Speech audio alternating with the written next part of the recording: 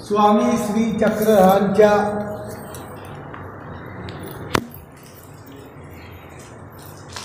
प्रसाद सेवेच्या माध्यमातून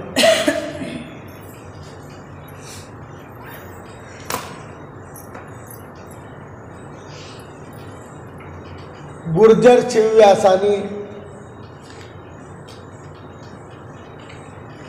आपल्या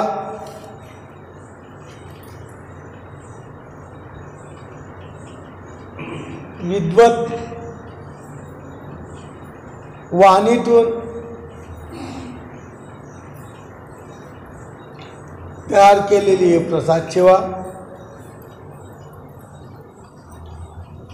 आणि या प्रसाद सेवेच्या माध्यमातून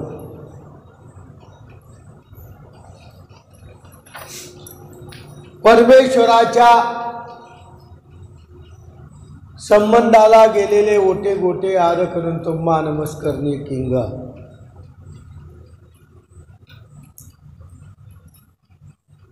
वंदन करण्याची पद्धत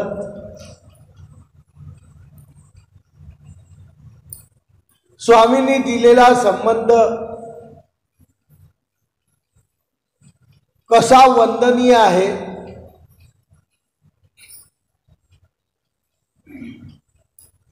कुठं सामर्थ्य आहे कुठं नाही आहे या सर्वांचा समुच्चय म्हणजे ही प्रसाद सेवा।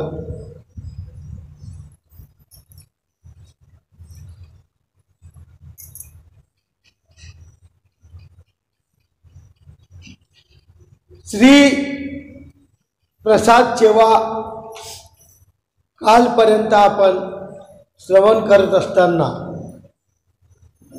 अनेक प्रकारचे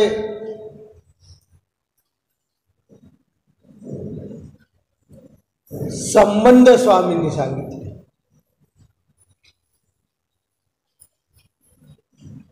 आणि ते संबंध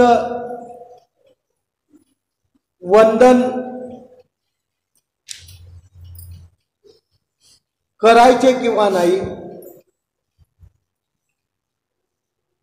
कसं वंदन करायचं हे काल आपण ऐकलं। ते ऐकत असताना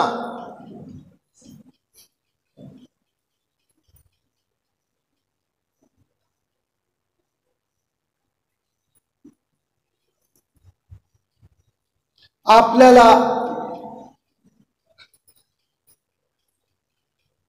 अनेक प्रकारचे वस्तू नमस्कारी सांगितल्या।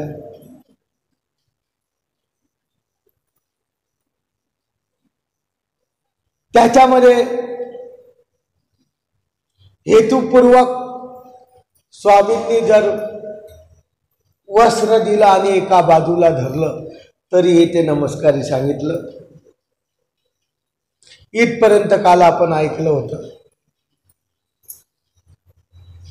आज आपण त्याच्या पुढे सुरुवात करणार आहे।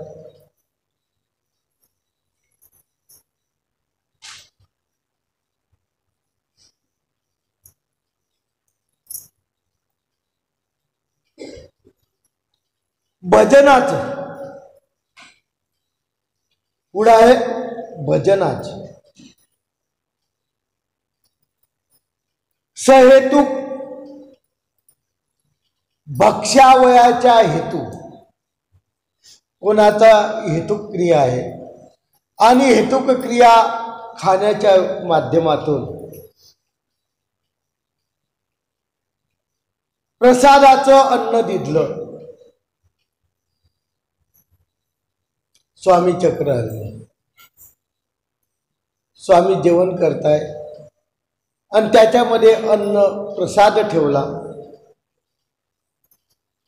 तर त्या ठिकाणी शक्ती निक्षेप न बोलायची। जे प्रसादाचा असलेलं अन्न आहे प्रसाद म्हणून दिलेला आहे आणि आपल्याला आतापर्यंत समजलं की प्रसन्नतेने जी वस्तू दिल्या जाते त्याच्यामध्ये सामर्थ्याचा संचार होतो। परंतु या ठिकाणी जे भक्ष्यावयाचं जे अन्न आहे त्याच्यामध्ये प्रसन्न होऊन जरी दिलं तर त्याच्यामध्ये शक्ती निक्षेप न बोलली ते नमस्कारी नाही।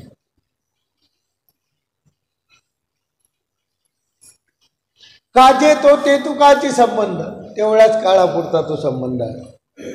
तोची पदार्थ भक्षुनी ठेविला असे. कदाचित एखादा पदार्थ भक्षुनी ठेविला असे, थोडसा खाल्ला तसाच ठेवला. जसे डखल्याची रोटी. डखल्याला एक रोटी दिली होती, तो दररोज तिला धुवायचा आणि काय करायचा, पाणी पिऊन घ्यायचं. अशा प्रकारची जर डखल्याची रोटी असली किंवा साधेच्या फोडी किंवा सारंग पंडिताचे लाडू, चरणोदक, हे जे आहे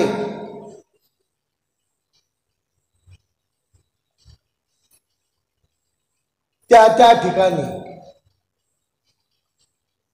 थोडं सामर्थ्य आहे.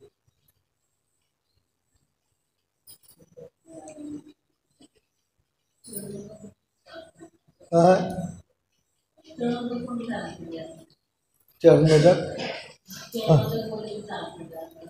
नाही, चरणोदक फक्त. सारंग पंडिताचे लाडू बोललो, सारंग पंडिताचे लाडू बोललो, आणि चरणोदक म्हणजे चरणोदक, पुष्पांची माळ,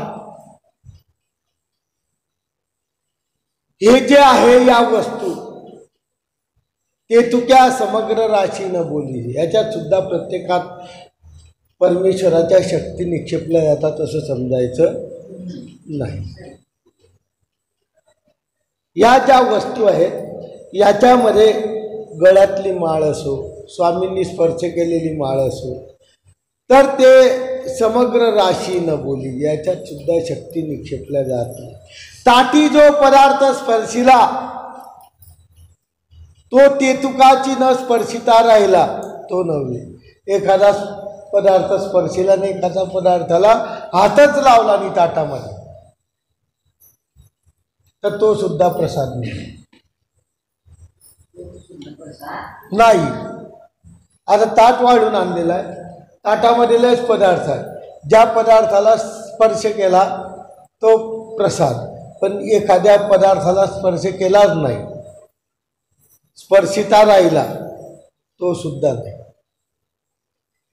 न सुद्धा ऐकलेला असला तो सुद्धा नाही. किंवा एखादा पदार्थ एखाद्याकडून आणविला तरी मी त्याच्यात शक्ती निक्षेप नाही.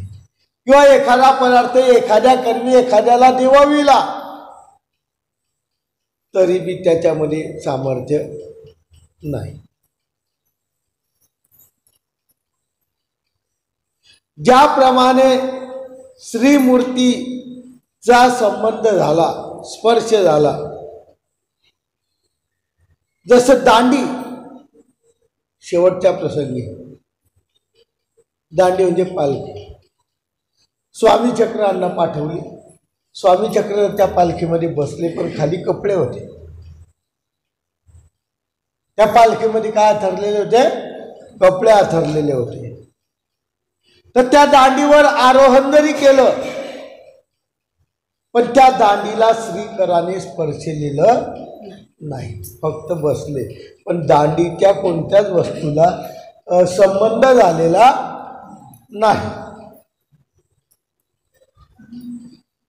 तर तो सुद्धा संबंध नाही. जे ती दांडी नमस्कारी झाली, दांडीमध्ये बसले जरूर, पालखीमध्येच बसले जरूर. आता आपण फरशीवर जरूर बसलोय, पण फरशीवर काय आहे, पटकर आहे, आणि फरशीचा आणि आपला संबंध जर झालाच नाही तर खालची जागा पवित्र झालेली असं त्यांनी. म्हणून ती दांडी संबंधाची नव्हे. अधरची आसन झाले पण अधर झालं. अधर म्हणजे आधांतरी, अधर म्हणजे आधांतरी आसन झालं, आणि त्या आसनावरून अधरच उतरले तरी बी खालचे नमस्कारी नाही. फक्त जेतुके वस्त्र पाठ पडवा असेल, ज्या आसनावर बसले ज्याच्यामध्ये पाड पडवा वगैरे असं काही असेल तेच फक्त काय झालं नमस्कार, ते तुके संबंधाचे जाणावे, बाकी त्याच्या खाली संबंध नाही. म्हणजे आपण स्थान वंदन करतो ना,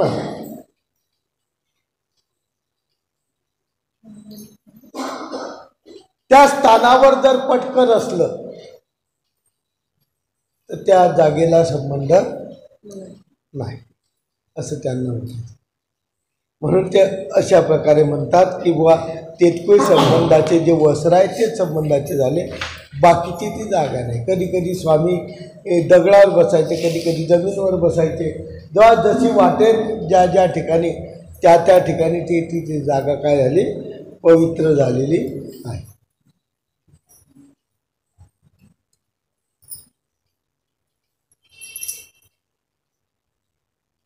म्हणून ते म्हणतात ती दांडी नमस्कारी नाही, परंतु कदाचित गोविंद प्रभू बाबाच्या काळात सुद्धा दांडी होती, म्हणजे पालखी. तर गोविंद प्रभू बाबा त्या दांडीवर बसायचे, श्री प्रभू बाबा त्या दांडीवर बसायचे आणि जिथे जिथे जायचे त्या दांडीला असे करायचे. ती दांडी काय झाली नमस्कार. आमचे स्वामी बसले तर नमस्कारी झाली नाही, स्पर्श केला नाही म्हणून, परंतु गोविंद प्रभू बाबा त्या दांडीमध्ये बसायचे. ज्या ज्या गावाला जायचे ती जी दांडी बसायची ती दांडी काय होती नमस्कारी होती. श्री प्रभू बाबाची जी दांडी होती ती श्री प्रभू गोसाळ्याची जे योग आला ते, जिथे योग नाही आला ते न बोलीजे, ते वंदनीय नाही. आरती पाल मांडे, परमेश्वराजवळ आरती राहायचे, पालमांडे राहायचे, आरती वाळायचं ताक. परंतु आरती आणि पाल पांडे संबंधाचे न होऊन परमेश्वराने त्याला संबंध दिला नाही, परंतु ती दररोज ओवाळल्या गेली. ती परमेश्वराला दररोज आरती ओवाळल्या गेली आणि परमेश्वराने त्या आरतीला किंवा पालवांड्याला जर संबंध दिला नाही, त्याला संबंधाचा योग नाही आला, ते स्वामींच्या उपयोगी तर गेलं परंतु त्याला संबंध झाला नाही, तर वंदनीय नव्हती, ती सुद्धा नमस्कारी. जशी आता आरती आहे, आरती आपण विशेषाला ओवाळतो, लांबून ओवाळतो, तशा प्रकारे देवाला जे काही आरती पाल मांडत जे काही असन, जे ओवाळत असतील आणि स्वामींचा जर त्याला स्पर्श झाला नाही तर ती सुद्धा वंदनीय.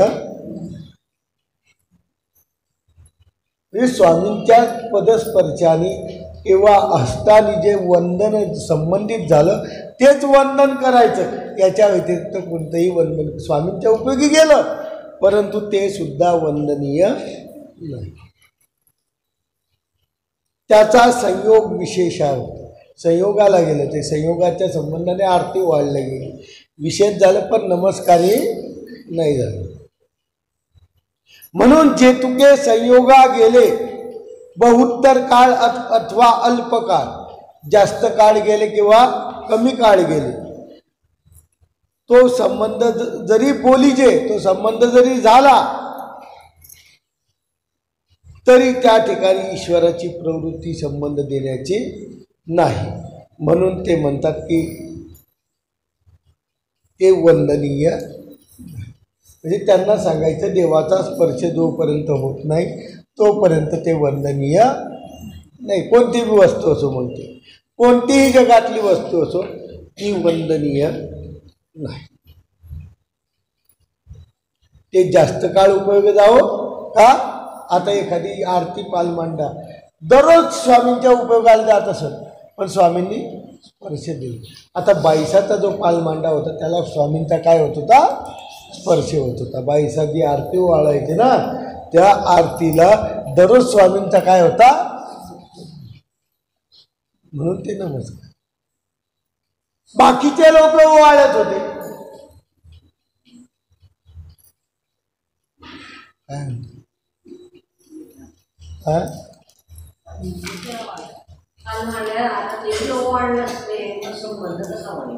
कोण स्वामी संबंधी यायचे ना, हातीचे पाल मांडे थरारिले रे कोणी, गोसावी म्हणती धरागा, कदाचित स्वामी धरत होते, कदाचित स्वामी बी धरत होते. नाही वास नाही त्याच्यात, स्वामी बी धरत होते. कोणी नसल्यावर स्वामींची आरती वाळता हे बाईसा, कोणी नसलं मग कोण धरत होता? स्वामीच धरत होते. म्हणून तो पालमांडाला स्पर्श आलेला. आणि बाकीचे जे दररोज आरती उभारत होते तो पालमांडाला, म्हणून आरती आणि पालमांडा नमस्कारी आलेला. आपल्या याच्यात पालमांड्याचा विशेष म्हणतात तो हाच विशेष. परंतु जे संयोगाला नुसते गेले ते संबंधाला झाले नाही. ईश्वर प्रवृत्ती ज्या ठिकाणी आहे, ज्या ठिकाणी ईश्वराचा विशेष थोर संबंध आहे त्याला महासंबंध म्हणतात. आता बाईसाच्या त्या आहे ना रुद्रपुरूला आरती पालमांडा थाळ ऐका नाही पाठवलं होतं 5 वस्तू, परत तिकून 5 वस्तू आणल्या होत्या. म्हणजे याही अवताराचा संबंध आलता, त्याही अवताराचा संबंध आलता. अशा त्या 5 वस्तू वंदनीय आहे. परंतु आता सगळी दुनिया आरती वाढत होती. आता स्वामींची मिरवणूक निघत होती, सुवासिनी लोक बाया आरती वाढत होत्या स्वामींना. आता महाराष्ट्रात किती लोकांनी आरती वाढली छे, किती बायांनी, प्रत्येकाची आरती कशाला पाहिजे, कशी झाली पाहिजे होती. कोणाला ओवाळली? देवाला ओवाळली, झाली पाहिजे होती ना, नाही पण संबंध नाही झाला. म्हणून ते म्हणतात की जोपर्यंत संबंध होत नाही तोपर्यंत ते बंधन. मग पदार्थाचा जैसा तैसाची पराशक्तीचा निक्षेप, जसा शक्ती याचा संबंध आहे तसा शक्तीच्या निक्षेपाचा सुद्धा संबंध जाणावा. म्हणजे ते म्हणतात की सारखा प्रभाव सर्व जीवांचा नाही. पराशक्ती सुद्धा प्रत्येकाच्या अंतःकरणात जाते. बोधशक्ती देतात तेव्हा कशाचा वापर करतात? पराशक्तीचा वापर करतात. आणि त्या पराशक्तीचा जेव्हा वापर करतात ना, तर त्या पराशक्तीचा जो वापर करतात प्रत्येक जीवाच्या ठिकाणी, तर तो सर्वाला सारखा प्रभाव होईल असंही नाही. म्हणून ते म्हणतात की एखाद्याला जास्त होतो, एखाद्याला कमी होतो. एकाशी फळच देतात, परावर शक्तीचा वापरच करत नाही. एखाद्याला फळाचा संबंध देतात. मनुष्य देही संबंधाचे भेद कळते. मनुष्याला संबंध देतात, तो नमस्कारी होत नाही. स्वामींनी एखाद्या माणसाला हात लावला, काय पाहिजे होतं? चेतन आहे म्हणून संबंध नाही. चेतन म्हणून पेक्षा त्याला शरीराला स्पर्श केल्यानंतर त्या जीवाला फायदा झाला. एखाद्याला संबंध फळ दिलं म्हणजे काय केलं की त्या जीवाला काय झाला? संबंध झाला, म्हणून त्याला भोगभूमीमध्ये जन्म झाला. नाही तर प्रत्येकाचं शरीर आतापर्यंत कुठंतरी हॉस्पिटलमध्ये नमस्कारी राहिलं असतं. नाही बुवा आमच्याचा संबंध आहे स्वामींना, याचा सारंग पंडिताचा असून आमच्याचं संबंध ते राखून ठेवले असते पूर्वजांनी, संबंधाचे असते. म्हणून ते म्हणतात की नाही, मनुष्य देहाचे संबंध ते वेगळे. जैसा भट्टाचा देव प्रसन्न मागा जन्म दिले असे. भट्टोबासानी मागा जन्म दिलेला होता आणि प्रस्तुतही देत होता. वांचोनी काहीच नेणी जात अशी, सर्व काही त्याला जाणीव होती भट्टोबासाला.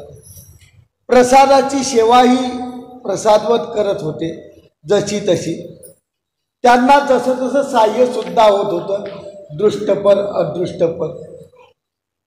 परंतु तरी पण आमच्या पूर्वजांनी भट्टोबासाचं देव काही ठेवलं नाही, आहे का नाही. प्रतिदिनी संबंध होता, प्रतिदिनी भट्टोबासावर प्रसन्नता होती.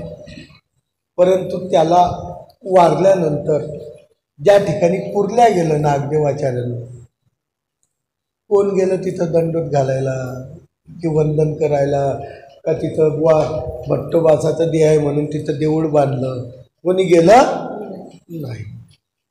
याला कारण होतं कदाचित संबंधाचं असेलही, परंतु तसं जर केलं असतं पूर्वजांनी तर प्रत्येकाने आपले देवाचे मंदिर बाजूला ठोकले असते. कोणाचं मंदिर बांधलं असतं? गुरुचं. जसं शिर्डीचं बांधतात, जसं शेगावचं बांधलं, तसं अमके बाबा इकडं, खामनेकर बाबा इकडं, दर्यापूरकर बाबा इकडं, ते सर्वचे सर्व आमनाचे महंताचे मंदिरं काय झाले असते? झाले असते. आणि तुम्ही लोक यात्रेला गेले असते. चालले कुठं? खामनेकर बाबाच्या मंदिरात, कुठं? दर्यापूरकर बाबाच्या मंदिरात चालली यात्रा. अशा प्रकारे तुमचं झालं असतं. म्हणून ते म्हणतात एवं मादिक धातूशी माझे धन. अशा प्रकारच्या धातूला संबंध आलेला आहे परमेश्वराचा, तेच वंदनीय आहे. प्रसन्नतेनं जे दिलं आहे तेच वंदनीय आहे. आणि त्या सर्व धातूला माझा दंडवत अशा प्रकारची गुर्जर शिवव्यासांनी या ठिकाणी आपल्याला सांगितलं आहे. आता पुढचा विषय सांगतात, मूर्तिनिष्ठ पदार्थ व विशेष संबंध कसा वंदन करा. स्वामींचे पदार्थ प्रसाद सेवेमध्ये आहे. काही मूर्तिनिष्ठ आहे, काही मूर्तीच्या बाहेरचे आहे, काही उपयोगी गेलेले आहे, समवाय लक्षण आहे, सेवा लक्षण संबंध आहे. अशा प्रकारचे संबंध गेलेले आहे. त्याचे वंदन कसं करावं. मूर्तिनिष्ठ पदार्थ म्हणजे काय आपल्याला कळतच नाही. मूर्तिनिष्ठ पदार्थ काय म्हणजे काय? म्हणजे स्वामींचे प्रत्यक्ष अवयव किंवा स्वामींनी प्रसन्न होऊन दिलेलं नकलं. मूर्तिनिष्ठ पदार्थ म्हणजे मूर्तीच्या संबंधित असलेला अवयव, याला म्हणतात मूर्तिनिष्ठ. नगदाळ असं म्हणायचं नाही. मूर्तीच्या संबंधित असलेले जे काही अवयव त्याला म्हणतात मूर्तिनिष्ठ पदार्थ, त्याला म्हणतात मूर्तिनिष्ठ पदार्थ. तेच कोणते आहेत? दाढ, नख, कळाप हे मूर्तिनिष्ठ आहे. दाढ, नख, केश, कळाप हे काय सर्व मूर्तिनिष्ठ आहे. म्हणजे मूर्तीच्या संबंधित असलेले हे आहेत. आणि हे श्री प्रभुबाबांनी काय केलेले आहे? प्रसन्न होऊन दिलेले आहे साधेला. म्हणून याला म्हणतात की मूर्तिनिष्ठ पदार्थ. नख, दाढ, केश, कळाप हे विशिष्ट प्रसाद झाला. सर्वात श्रेष्ठ प्रसाद म्हणजे हा. सर्व प्रसादामध्ये सर्वात जास्त वंदन केल्यानं योग्यता लागेल. तर हे प्रसाद जर तुम्ही जर केले तर तुम्हाला जास्त योग्यता लागेल, तुमच्या अविधीचा परिहार होईल, तुम्हाला दैव साह्याते करेल. हे सर्व गोष्टी या जास्त ज्याला प्रखर पावर म्हणतात ती पावर या वस्तूमध्ये आहे. नख, दाढ, केश, कळाप हे एक विशेष प्रसाद झाला, विशेष प्रकारचा प्रसाद आहे. याच्यापेक्षा श्रेष्ठ कोणताही नाही. ऐशा जातीच्या पदार्थास नमस्कार करता असे जे मूर्तिनिष्ठ पदार्थ आहे ते वंदन कसे करायचे म्हणून ते सांगतात की अशा जातीच्या पदार्थात नमस्कार करता असे नख, दाढ, केश आणि कळाप या 4 पदार्थाला नमस्कार करत असताना कसं करावं, वंदन कसं करावं. वंदन करताना मनामध्ये कोणते विचार असावे, मनामध्ये काय बोलावं, ते वंदन करताना काय बोलावं म्हणून केसराज भासांनी याच्यात सांगितलं की ते 4 मूर्तिनिष्ठ पदार्थ नमस्कार करताना फक्त हे 4च पदार्थ नमस्कार करताना काय म्हणायचं तर चतुर्विध दुःख. हे मूर्तिनिष्ठ पदार्थ नमस्कार करताना चतुर्विध दुःख व्हावं. चतुर्विध दुःख कोणतं आहे?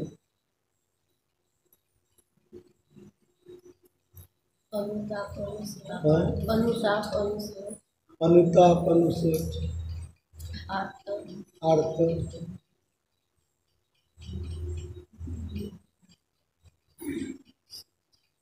इकडं ऐका 4 दुःख. आपल्याला एक दुःख मेल्यानंतर जे दुःख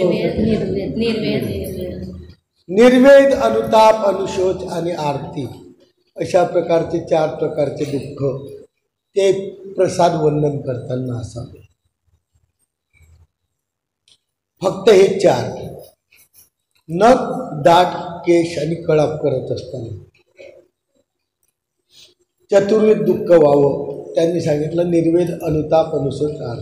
तेच कसं ते बी कळायला पाहिजे ना.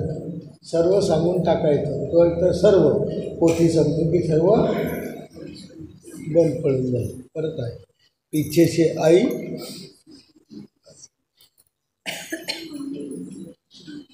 म्हणून ते म्हणतात की निर्वेद अनुसाप अनुशोच अर्थ. तेच कसं आठवायचं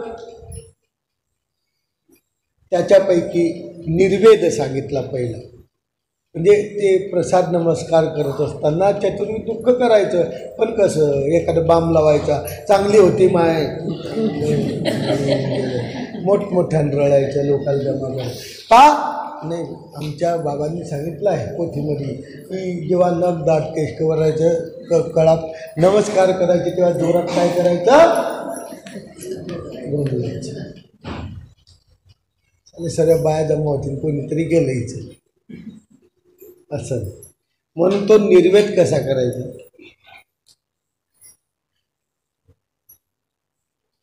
ना मागिले अनुचितेशी निर्वेद मागचं दोष आठवण्यासाठी मिळेल. प्रस्तुतीचा अनुताप पुढीलाचा अनुशोच आणि ईश्वरीची ती अर्थ असं त्यांनी अर्थ दिला. आता याचा अर्थ निर्वेद म्हणजे काय नेमकं निर्वेद म्हणजे काय. मागील दोषाचा पोळ. पण मागील दोषाचा पोळ कोणता काय करता तुम्ही निर्वेद. मागील दोषाचा पोळ म्हणजे काय.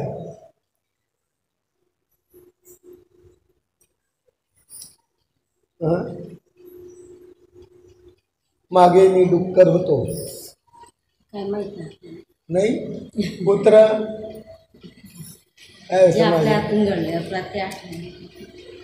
म्हणून ते सांगतात चतुर्विध दुःख कसं करायचं. त्याच्यापैकी पहिले सांगितलेलं आहे निर्वेद. निर्वेद कसा आठवायचा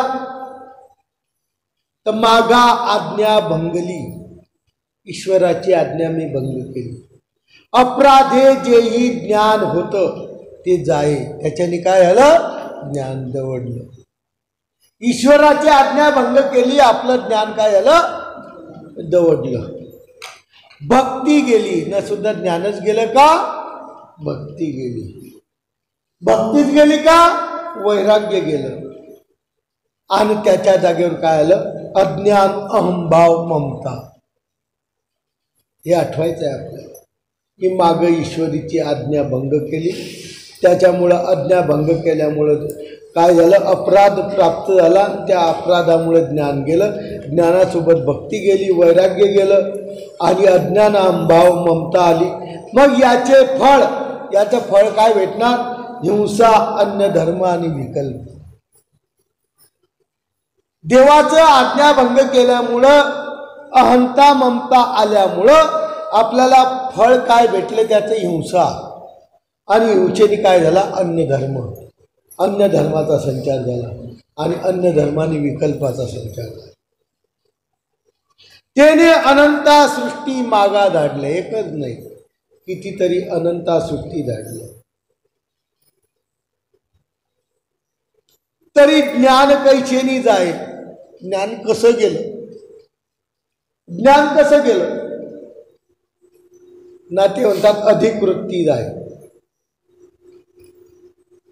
गुरुपेक्षा अधिक वृत्ती वर्तायची. अधिक वृत्ती केली की ज्ञान काय होतं जातं. कोणी बी असो कोणाचं बी असो. म्हणून ते म्हणतात की ज्ञान कसं जातं ना अधिक वृत्ती जाय. अधिक वृत्तीनं नाही गेलं तर कथने जाय. कोणाला बी उठलं. आमच्या इथं काय चालू आहे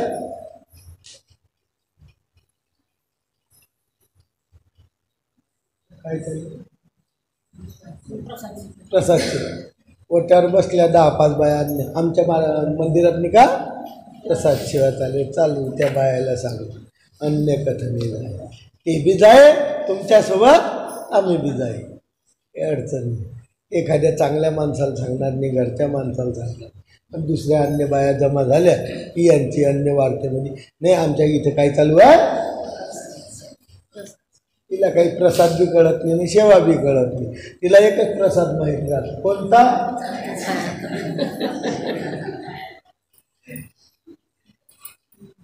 आणि इथे मात्र कथन.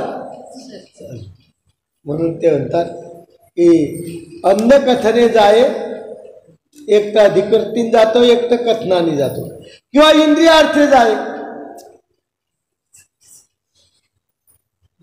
उठली की पाऊस भाजी, उठली की शेवभाजी, उठून चालली. दररोज पार्टी आहेच.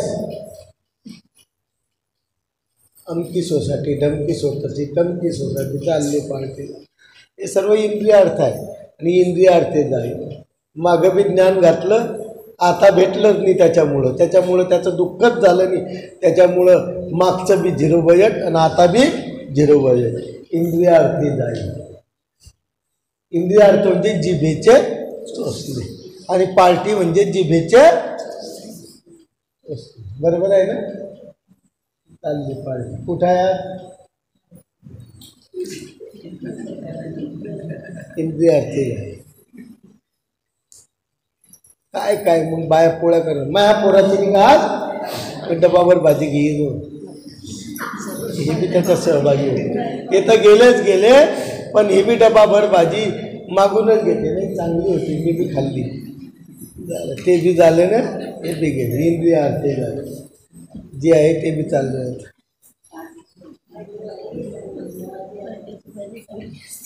नाही आली तर तिकून पाठवले जाते. आमच्या घरी बी पाठवून द्या, लगेच डबा भरून येतो. हे लगेच खातात त्यांच्यासोबत. ते तर गेलेच गेले, आपण घर बसल्या जाईल. एक पार्टीशी जाय, एक पार्टीशी न जाता जाय. एक शिवीत जाय, एक न शिवीत जाय. देवाचं सूत्र आहे ना. येतोच डबा, मग आपण काय करतो? विचार. इंडिया बरोबर आहे ना? चुकीचं आहे.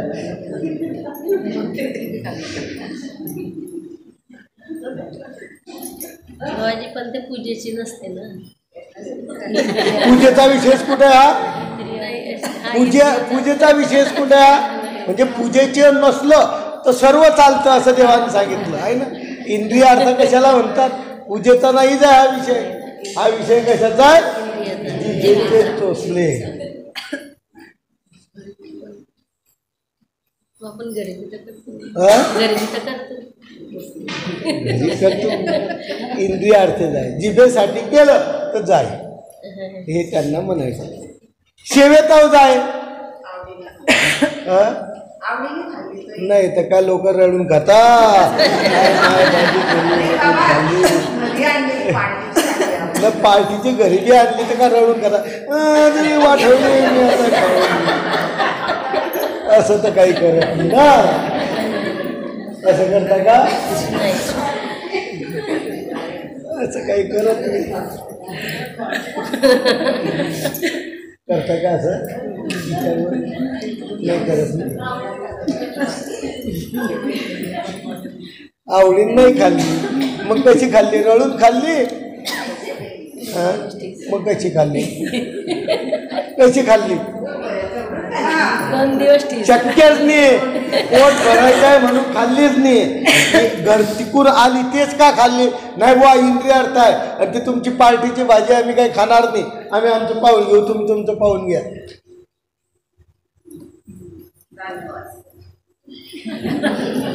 दंड हा कोणता प्रकार? असं बी आहे प्रायश्चितात. मागील देशाचा पोळ म्हणजे दंड. दंडच म्हणजे अर्थ समजला का? बस झालं तुमचं. आता आम्ही कंटाळलो. आता उठलं की तुम्ही सांगता तुम्हाला शेवटचा दंड. परवा करता आता शेवटचा, म्हणजे उद्या नाही तर परवा करून टाकतं दंड. शेवटचा दंड. आता तुमचा आमचा वर्षभर संबंध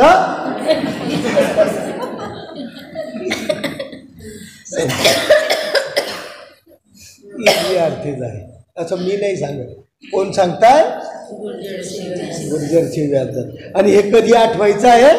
जेव्हा आपण त्या नख दाढ केश कळप करतो तेव्हा जर हे आठवलं तर ते हे दोष काय होतात, नष्ट होतात.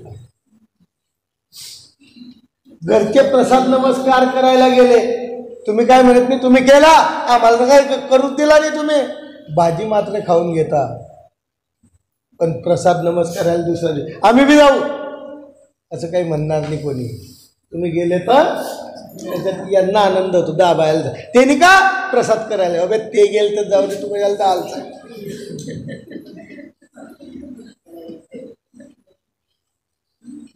बरोबर आहे, ते गेलते तुम्ही नाही, ते का पंढरपूरला गेलते म्हणून ते गेलते, तुम्ही कशाला, तुम्ही तर काही तुम्ही उगाच फालतू हे करताय.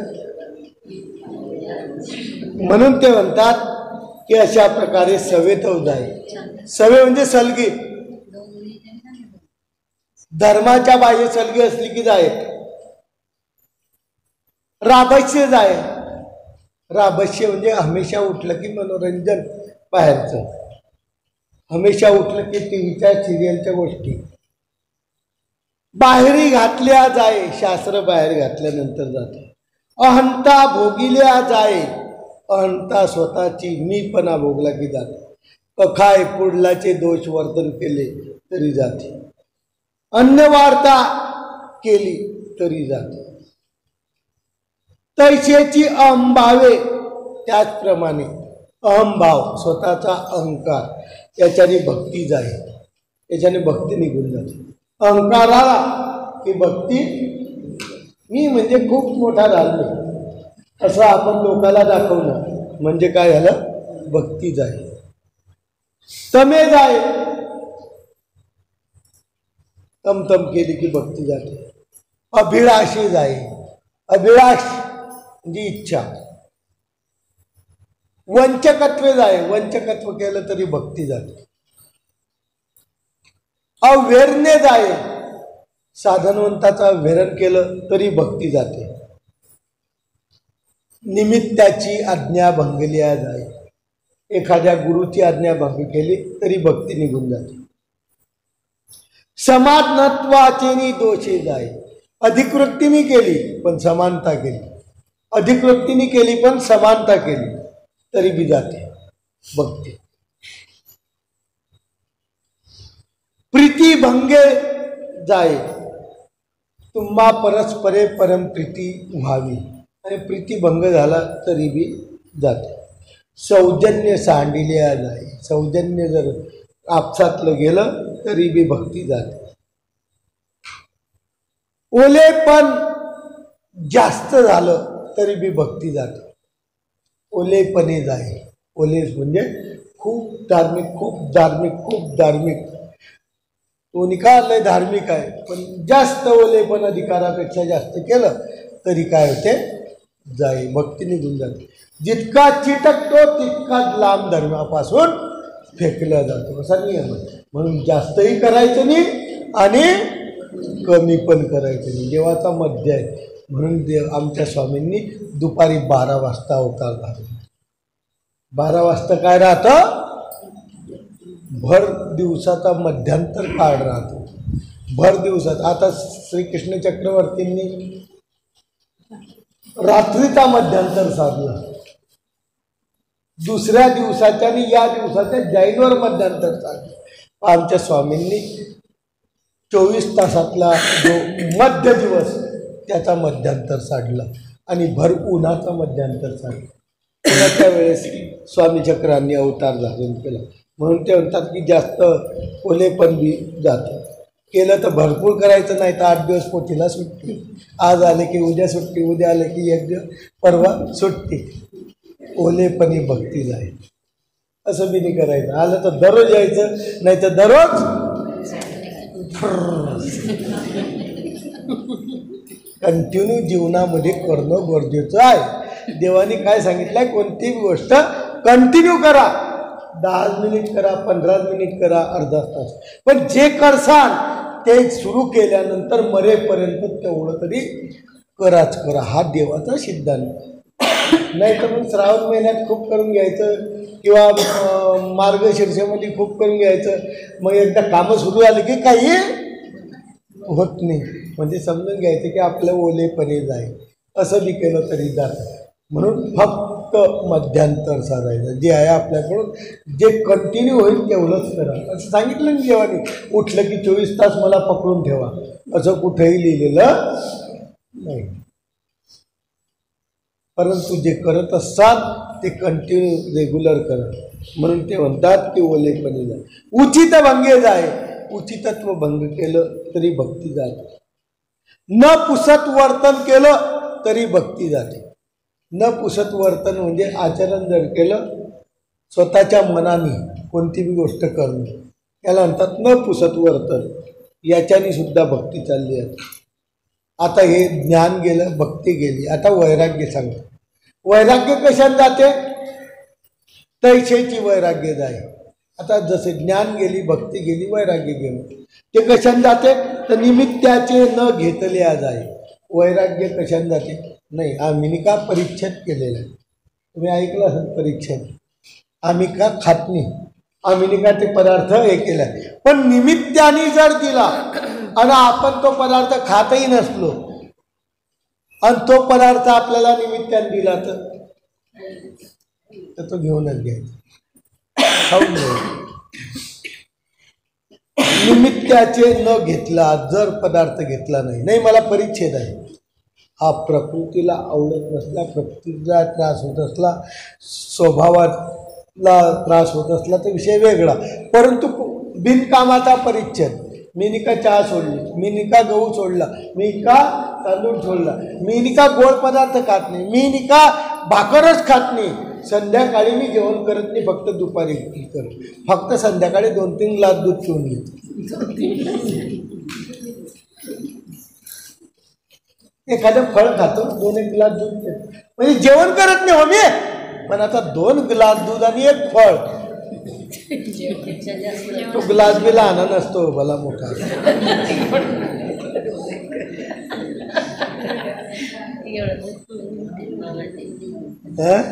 आहे ना? वा, भेटतं ना पिताना लोक वरून सांगतात की आम्ही जेवण करत नाही, असे लोक आहेत. म्हणून त्या गुर्जर शिव्यासाला माहीत होतं ना, अशा पद्धतीचे लोक आहेत. निमित्ताने पदार्थ दिला संध्याकाळी, नाही नाही नाही आम्ही का संध्याकाळी जेवण करत नाही, खात तरी जाईल. वैराग्याचा जर असा मोठा हे केला, निमित्ताचा पदार्थ न घेतला तर जाय, धर्मापासून जाय. उचिताचे न घेतल्या जाय. एखादा माणूस उचित आहे, ईश्वराला त्याचा तोष आहे, त्याचा पदार्थ न घेतला तर जाय. धार्मिक आहे, धर्मवान आहे, आणि त्याचं न घेतला तर जाय. काला न केल्या जाय. जेवताना जर काला नाही केला भिक्षेचा तरी बी जातो. काल्याची गोडी घेतली तरी जातो. काला, भिक्षेचा काला असतो ना, त्याची गोडी घेतली तरी वैराग्य जाते. अनुचिताचे घेतल्या जाय. अनुचित, अनुचित म्हणजे जे योग्य नाही, जे उचित नाही, हे बी घेतलं तर थोडक्यात अनुचित. आमच्या मानवा पंथात दसकरेला म्हणतात. अनुचित कशाला म्हणतात? दसकरे. जे पदार्थ उचित नाही त्याला काय म्हणतात? अनुचित. ते बी घेतल्या जाय. विजनाचा दोष न देखता जाय. विजन स्थळी गेला, पाहिला नाही कुठं काय आहे काही नाही, कुठं बी जाऊन बसला तरी जातो. झाडाचा न देखता, झाडाखाली गेला, कुठं देवतेचं मांडलेलं आहे का काय नाही पाहिलं, तिथं बसला, हे केलं तरी जातो. निद्रास्थानाचा न देखता जाय. अटन विजन भिक्षा भोजन करतो, रात्रीच्या वेळेस झोपायला स्थान पाहून झोपावं, पाहत नाही. मग आमच्या सांगितलं गोरुवा सरसे गावांतरी. गोरू म्हणजे गुरं जेव्हा संध्याकाळी चरून येतात, किती वाजता येतात? दिवस बुडण्याच्या आधी. कोणाचे ढोरं रात्री येत नाही. दिवस बुडण्याच्या आधी ढोरं जेव्हा येतात ना तेव्हा गावात या आणि गावाची जागा शोधून घ्या. म्हणून निद्रास्थानाचा दोष नाही पाहिला तो जागा. स्मरणाचा न देखता जाई. स्मरण करायचं पण स्थान पाहिलं नाही. रचमत आहे का तामस आहे का कसं आहे, स्मरण करायला बसून गेला जाय. स्थान प्रसादाचा न देखता जाय. स्थान आहे का प्रसाद आहे का कुठं आहे काही पाहिलं नाही, झोपून गेला जातो. जना देशाचा न देखता जाय. जन आहे का देश आहे का व्यवस्थित जागा नाही आहे हे सर्व विरक्ताचं जे आहे त्याच्याने तो धर्मापासून जातो. मार्गी चालता आसन घालिता. मार्गाने चाललेला आहे, बसायचं कुठेही बसायचं नाही, जागा पाहून काय करायचं बसायचं. नाही तर वैराग्याच्या माध्यमातून जर काही केलं तर जायचं. नदी उतरता उदक भरिता. येथेचे दोष न देखता जाय. आता नदीमध्ये उतरायचं आहे तर कोणाला तरी विचारावं लागेल, तो त्या गावचा नाही. आता तर नदीला पाणी नाही. जेव्हा पूर्वीच्या काळात हमेशा नद्यांना काय राहायचं पाणी राहायचं आणि या काठाला एक गाव राहायचं त्या काठाला एक गाव राहायचं. तर ठराविकच जागेतून उतार राहायचा आणि तो उतार कोणाला माहीत राहायचा फक्त इकडच्या गाववाल्याला किंवा तिकडच्या गाव. अशा बाजूने गेलं तर कमी पाणी लागतं, इकडून जर गेलं तर जास्त लागतं. मग नदी उतरता उतरता न विचारता नाही मी विरक्त आहे काही विचारलं नाही, गेला डोहात गेला. मग अज्ञानी याच्याने काय होतं अज्ञानता निष्पन्न होते. सोक्ती संचरे. सोक्तीचा आचार कोणताही करायचा नाही. देवांचा तुम्ही वासनिक असो का भिक्षुक असो, सोक्तीचा आचार. सोक्ती म्हणजे मनाने सांगितलेला आपल्या मनाच्या माध्यमातून. नाही तुम्ही उपदेश घेऊन टाका, आपण थोडी काय हरकत नाही, पण घ्यायला तुम्ही उपदेश. कोण सांगितलं देवाने? कोण सांगितलं दारू? कुठं आहे का सूत्र एखादं?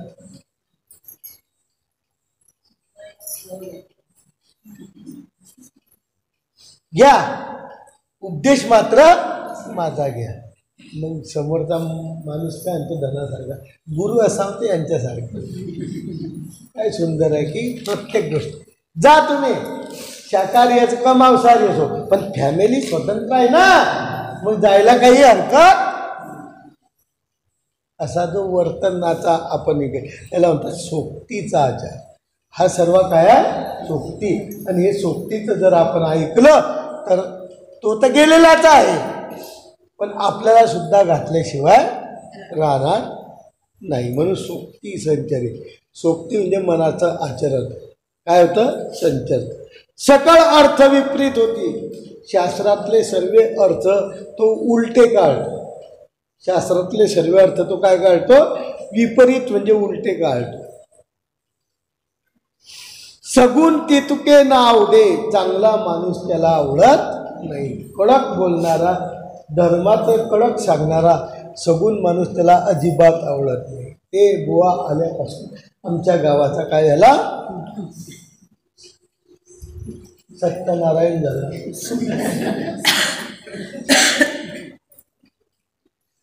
नाही तर पहिले बरं कृष्णार्पणम मनम नमस्तू. मग ते शेतात सप्ताह असो का गावात सप्ताह असो सर्वेचे सर्व चालले श्री कृष्णार्पण नमस्तू. सर्व याच्यात गुंतलेले आहेत. इथं बसलेले सर्व त्याच्यात गुंतलेले आहेत. हो म्हणा का नाही म्हणा आहेच, सर्वच गुंतलेले आहेत. हे सर्व सोक्तीचा संचार. हा सर्व काय काय नाही म्हणता. आमच्या डोळ्याने आम्ही पाहिलं नाही म्हणता. म्हणजे मागच्या सृष्टीतली सांगता, मागच्या सृष्टीतली सांगता. अरे वा, आमच्या डोळे फुटलेले नव्हते ना, डोळे चांगले होते तरी मी तुम्ही म्हणता उपदेश घेतलेला होता. उपदेश घेतलेला होता का नाही याचं उत्तर बस झालं बस झालं बाकी नका सांगू.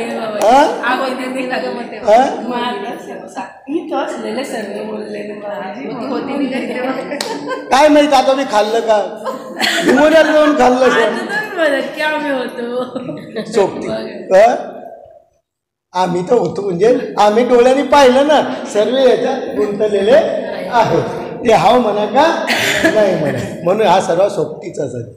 परंतु मान्य करावंच लागेल ना हे दुःख आपल्याला त्या परमेश्वराचं म्हणजे या न दाब के कळापा जाऊन असं केलं तर त्याची प्रसाद सेवा तेव्हाच तो दोष नष्ट होईल. आतापर्यंत कोणी केलं सांगा हात बोट वर करा की आम्ही नग दाट केस करायला गेलो आणि असं दुःख व्यक्त केलं कोणीच नाही केलं ऐका. म्हणून ते म्हणतात की सगुण तितके न आवडे त्याच्याने चांगले लोक आवडत नाही. मग अहमभाव ये मग काय होतं त्याच्याने स्वतःला आम्ही काय आम्ही तर खूप श्रेष्ठ आहे आणि आमची प्रतिष्ठा खूप मोठी आहे त्याच्यामुळं आम्हाला आम्हीच्या काय जपावं लागते. प्रतिष्ठा नावाची वस्तू इतकी खराब आहे की ती प्रतिष्ठा नावाची वस्तू माणसाला खड्ड्यात घातल्याशिवाय राहत नाही. आता मी तेच करतो हो प्रतिष्ठेसाठी आपण कुठं बी जेवायला तयार आहे.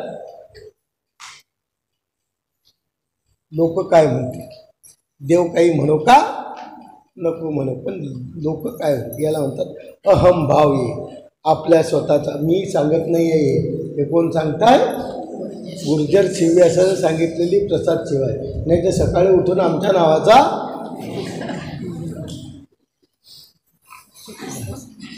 म्हणून ते म्हणतात की अशा प्रकारचं नाव दे. मग अहमभाव ये पुढीलाची मान्यता पूजा आपणास इच्छी पुढीलानी मान्यता करावी पुढीलानी मोठं म्हणावं पुढीलानी आमच्या मागं फिरावं अशा प्रकारची आशा तो करतो. या सर्व गोष्टी झाल्या की पुढीलाची आशा करतो आहे का नाही. माझ्या मागे फिरायला पाहिजे मी म्हणजे काय आपापशी पुढीलाची मान्यता पूजा आपणास इच्छी. आपल्या मागे जर लोक नाही आले तर मजूर लावतो पण माझ्या मागं यायला खोटे आहे का खरी आहे खरी आहे का खोटी खरंच आहे ना. गेले तर गेले 500 रुपये रोज पण माझ्या मागं आपली मान्यता करण्यासाठी पैसे खर्च करतो पण माझ्या मागं फिर. हे सर्व याच्यामुळं हे काय आहे या दोषामुळं अशा प्रकारचं इथं. आणि शेवटी नाही हे केलं तर तंबोगी नाही कोणी फिरलं तर तम तम तम तम करतो मग कोणाला खलासी करायचा काही घाबरत नाही. प्रतिष्ठा जर एवढं करूनही मिळाली नाही तर तो काय करतो तामस होतो तमतम करतो आणि मग सुपारी देण्याचा प्रयत्न करतो पवत्याची नाही.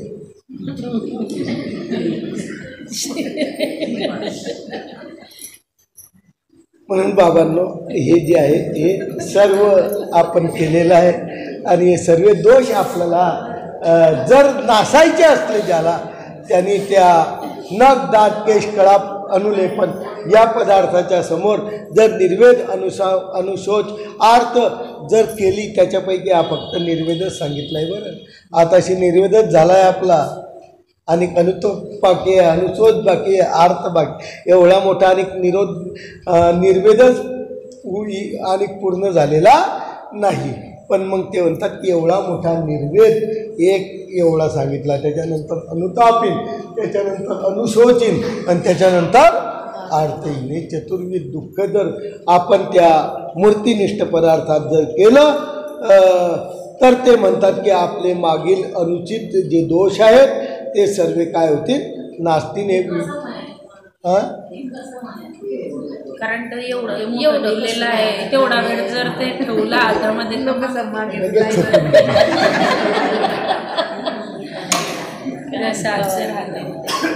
प्रसाद हातामध्ये आहे तेव्हा नाही म्हणायचं लाईनमध्ये उभे आहे. काय करताय घंटा 1 घंटा काय करता लाईनमध्ये उभे असताना आठवायचं किंवा नमस्कार केल्यानंतर केला विडा व्हायला थोडंसं बाजूला बसून आठवून घ्यायचं. पण मग गाडी बाहेर उभी असते लोक काय करतात बाबा लोक चाला चाला म्हणतात, हे आमच्या मागे लगेच पळत येतात, आहे का नाही? असं आहे का? अशी कंडिशन तुमची आहे. याच्याकरता